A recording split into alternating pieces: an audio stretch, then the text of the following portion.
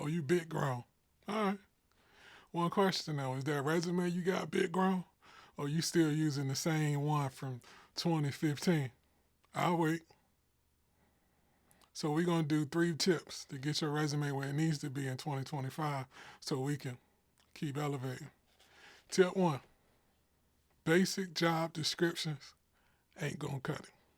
The days of you just putting on your resume, your job description are done.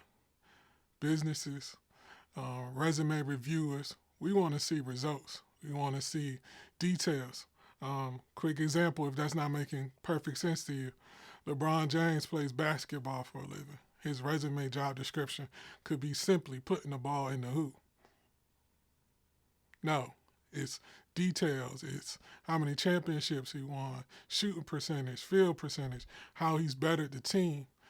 How have you in your particular job moved the needle? Most of you have moved the needle in some way, but you're not capturing those notes so you could use that information to better your resume, so potentially better your situation because you big grown, right?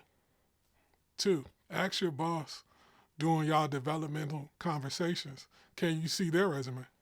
Some of the best advancements I personally made in my overall resume is getting the opportunity to see my supervisor's first line, second line resume.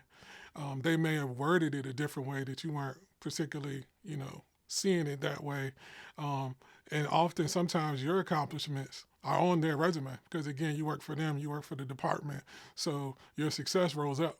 So when you do good things, you make progress.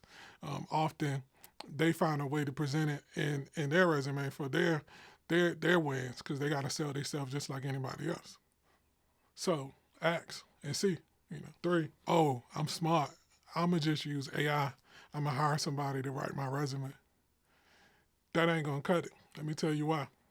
That might get you the interview. It might. I've seen that, But when you get to the interview, you got to talk that talk.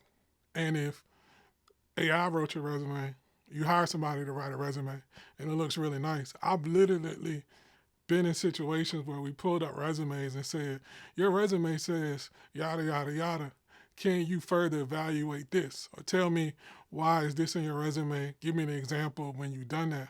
If they do that, you dead in the water, brother. You're not going to be able to further elaborate those details if you didn't personally do it. So it's 2025. We big grown. Take the time. Write down those little notes, and I'll leave you with one last bonus tip.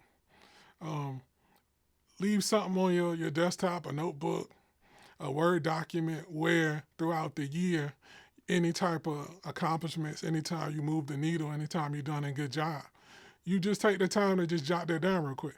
Because again, if you don't do that, then you forget. And I always say people make a big deal of your mistakes, but your success is a quick thank you and move on.